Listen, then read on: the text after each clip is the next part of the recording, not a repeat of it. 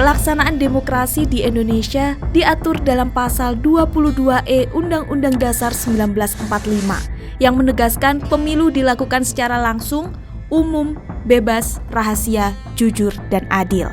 Namun, dalam praktiknya, rakyat hanya berperan dalam memilih, bukan menentukan siapa yang dapat dipilih.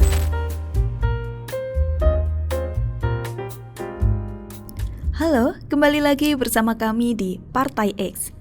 Salah arah demokrasi Indonesia. Demokrasi sering dipahami sebagai sistem yang paling adil karena memberikan setiap warga negara hak yang sama dalam menentukan pemimpin. Prinsip one man one vote menjadi fondasi utama demokrasi modern, sejalan dengan pasal 1 ayat 2 Undang-Undang Dasar 1945 yang menegaskan bahwa kedaulatan berada di tangan rakyat dan dilaksanakan menurut Undang-Undang Dasar. Namun, muncul pertanyaan mendasar, apakah kesetaraan suara otomatis menghasilkan kepemimpinan yang berkualitas? Dalam praktiknya, kesetaraan tidak selalu berbanding lurus dengan kualitas hasil. Demokrasi yang hanya menekankan prosedur beresiko menghasilkan pemimpin yang tidak optimal. Karena itu, perlu refleksi terhadap bagaimana kedaulatan rakyat dijalankan dalam sistem demokrasi Indonesia. Pelaksanaan demokrasi di Indonesia diatur dalam pasal 22E Undang-Undang Dasar 1945 yang menegaskan pemilu dilakukan secara langsung, umum, bebas, rahasia, jujur, dan adil. Partisipasi pemilih cukup tinggi, seperti pada pemilu 2019 yang mencapai sekitar 81%. Namun, tingginya partisipasi tidak selalu mencerminkan kualitas demokrasi. Biaya kampanye yang tinggi mendorong ketergantungan pada pemodal dan membuka ruang praktik jabatan transaksional. Di sisi lain, Pasal 6A ayat 2 Undang-Undang Dasar 1945 membatasi pencalonan presiden hanya melalui partai politik. Hal ini menjadikan partai sebagai aktor dominan dalam menentukan kandidat, sehingga pilihan rakyat sangat bergantung pada keputusan internal partai yang tidak selalu transparan. Secara normatif, kedaulatan rakyat adalah prinsip utama. Namun, dalam praktiknya, rakyat hanya berperan dalam memilih, bukan menentukan siapa yang dapat dipilih. Ini menciptakan paradoks di mana kedaulatan rakyat bersifat prosedural, bukan substantif. Dominasi partai politik memperkuat struktur yang elitis.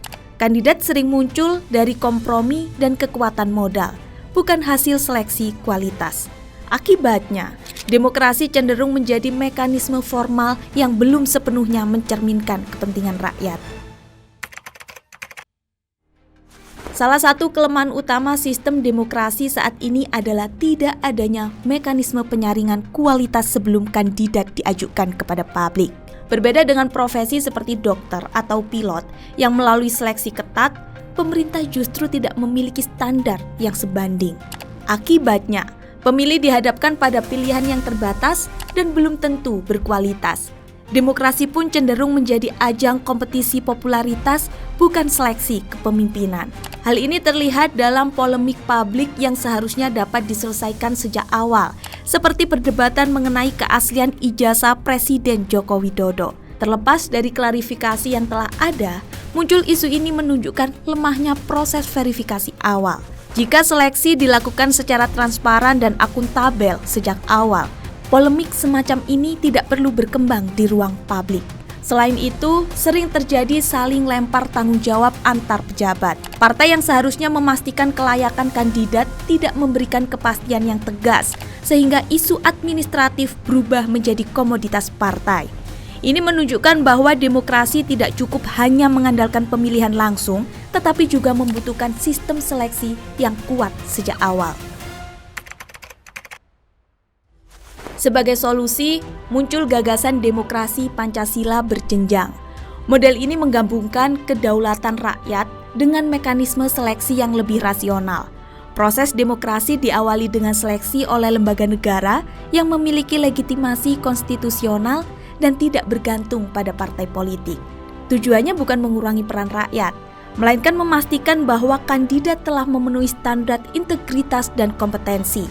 Pemilu tetap menjadi sumber legitimasi utama sebagaimana diatur dalam pasal 22E Undang-Undang Dasar 1945, tetapi dengan pilihan yang lebih berkualitas. Pendekatan ini menyeimbangkan demokrasi prosedural dan substantif. Rakyat tetap memilih, tetapi dari kandidat yang telah teruji, sehingga kedaulatan rakyat menjadi lebih bermakna. Itu tadi video dari kami. Jangan lupa like, comment, and subscribe. Dan kami Partai X pamit. Kami ingin